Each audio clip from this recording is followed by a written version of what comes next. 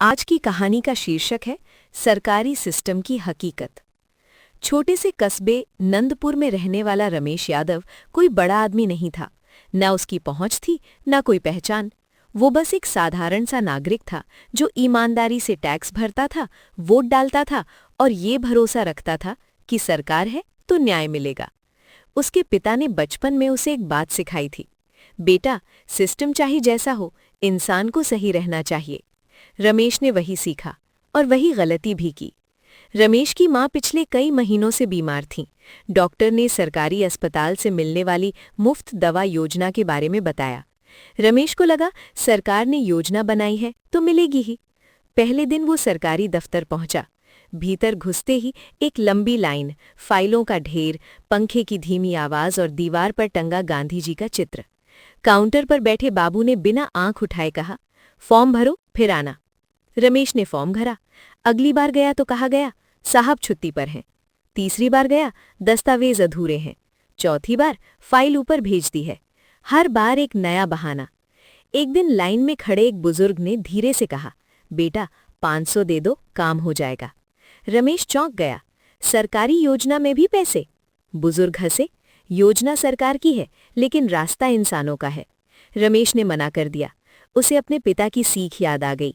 दिन बीतते गए, माँ की हालत बिगड़ती गई। दवाइयाँ महंगी थीं, तनख्वाह कम। एक दिन रमेश सीधे अधिकारी के कमरे में पहुंचा। सर, मेरी माँ की हालत गंभीर है, फाइल महीनों से रुकी है। अधिकारी ने कुर्सी से पीछे टिकते हुए कहा, देखिए, नियम कायदे होते हैं, सबका काम एक साथ नहीं हो सकता। फिर धीमी आवाज में जोड़ा, अगर आप सहयोग करें तो हम भी सहयोग कर सकते हैं।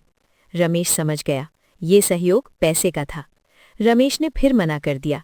अगले हफ्ते उसकी फाइल गुम हो गई। न कोई रिकॉर्ड, न कोई जिम्मेदारी। जब उसने शिकायत की तो जवाब मिला, सबूत लाओ की फाइल थी। रमेश पहली बार टूटा। न गुस्सा आया न रोना, बस एक खालीपन। उस रात माँ ने कमजोर आवाज में पूछा, बेटा, दवा मिल गई? रमेश झूठ नहीं बोल पाया, बस सिर झुका लिया। उसी कस्बे में एक नई महिला अधिकारी आई, IAS शालिनी वर्मा। लोग कहते थे, ये अलग है, रिश्वत नहीं लेती।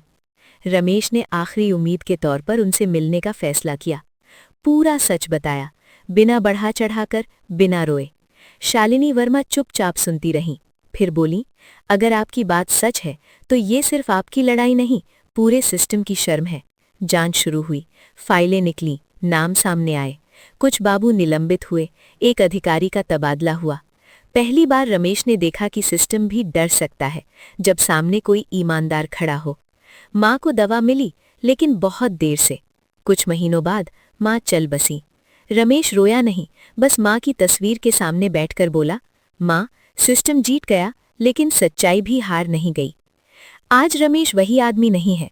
वो अब लोगों की मदद करता है, फॉर्म भरने में, शिकायत लिखने में, रास्ता समझाने में।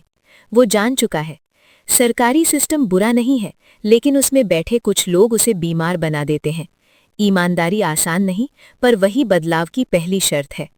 ये कहानी सिर्फ रमेश की नहीं है, ये हर उस इंसान की है जो लाइन में खड़ा है, फाइल लिए, उम्मीद लिए। सवाल बस इतना है, क्या सिस्टम बदलेगा या लोग बदलेंगे? शायद, जब सवाल पूछने वाले चुप नहीं रहेंगे।